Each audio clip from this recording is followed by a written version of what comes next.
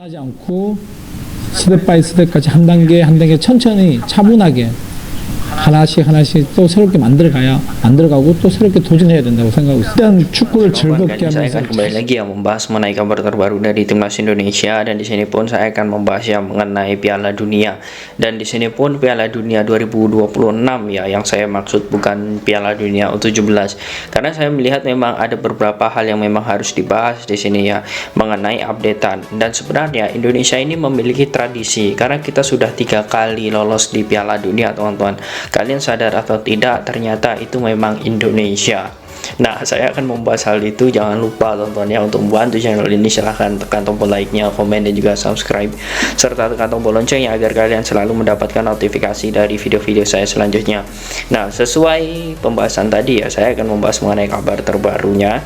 Dan di sini pun saya melihat memang Indonesia ini pernah menjadi bagian dari Piala Dunia ya di tahun 1938. Itu waktu itu masih Hindia Belanda ya, dan kita ketahui bahwa Indonesia waktu itu juga banyak sekali pemain pribumi, dan memang semua itu berhasil ya, bahkan di kurun waktu 1938 sampai 1973 ya, Indonesia itu selalu merajai Asia ya, bahkan Jepang selalu kita bantai dengan skor 12-0, 13-0.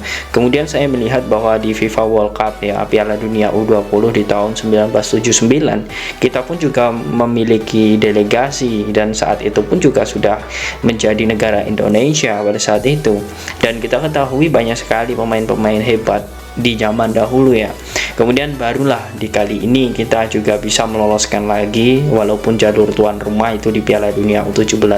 Nah, tetapi yang saya maksud di sini dengan sejarah itu ya, dengan pengalaman Indonesia di waktu yang lampau, itu artinya sebenarnya kita bisa bersaing, teman-teman.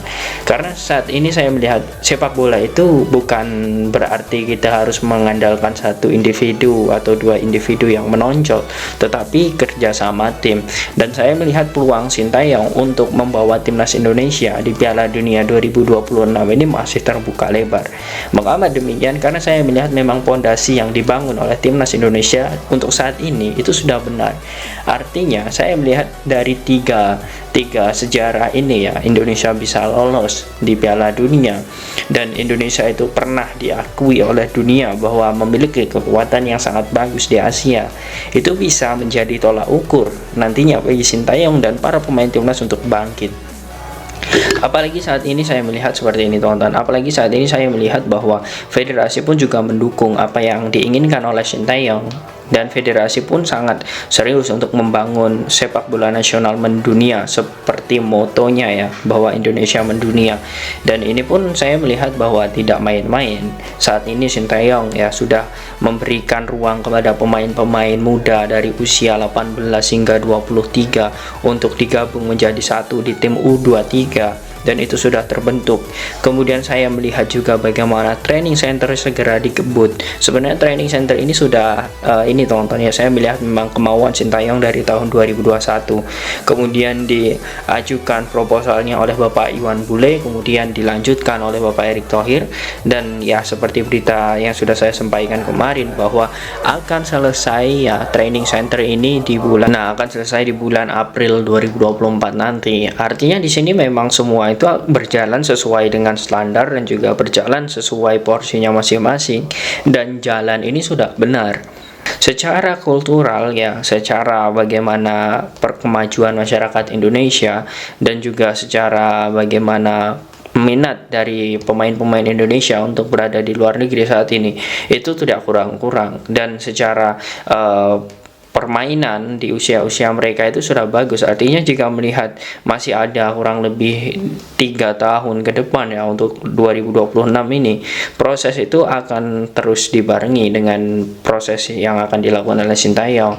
Sosok seperti Jerdy Amat, kemudian Shane Patinama, kemudian Sandy Walsh, itu adalah pemain-pemain yang selalu menjadi contoh, dan mereka pun mampu membuktikan hal itu.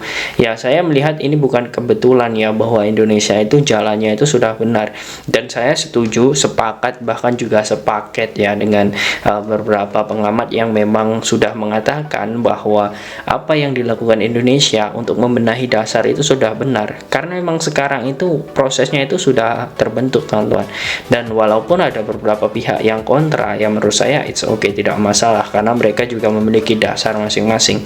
Tetapi ini menjadi hal yang sangat bagus bagi Indonesia dengan sejarah ya, dengan sejarah bahwa kita sudah pernah di Piala Dunia, itu bisa membuat kita bangkit sebagai warga negara, sebagai pemain sepak bola Indonesia.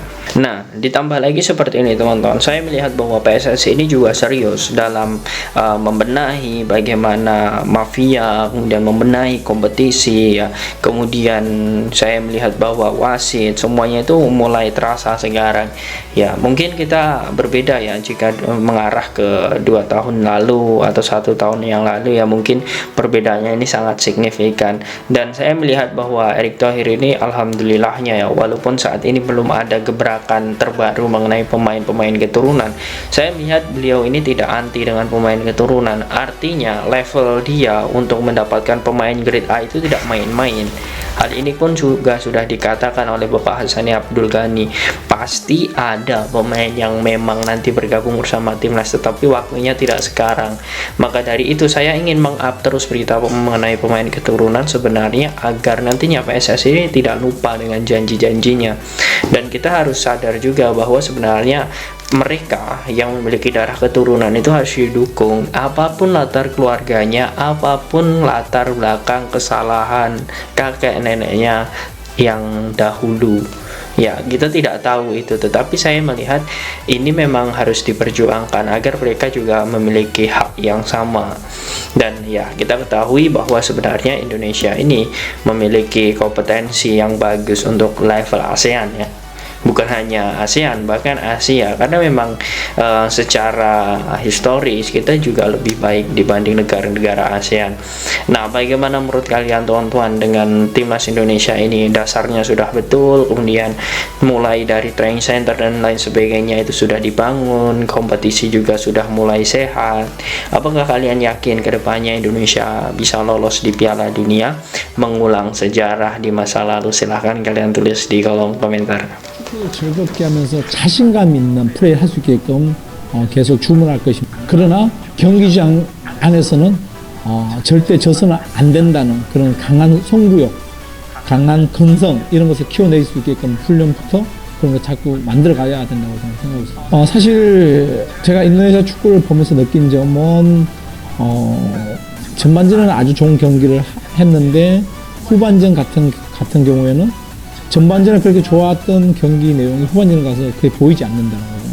그래서 그런 체질을 좀 바꿀 수 있게끔 우리가 피지컬 쪽으로도 많이 손을 대야 돼요.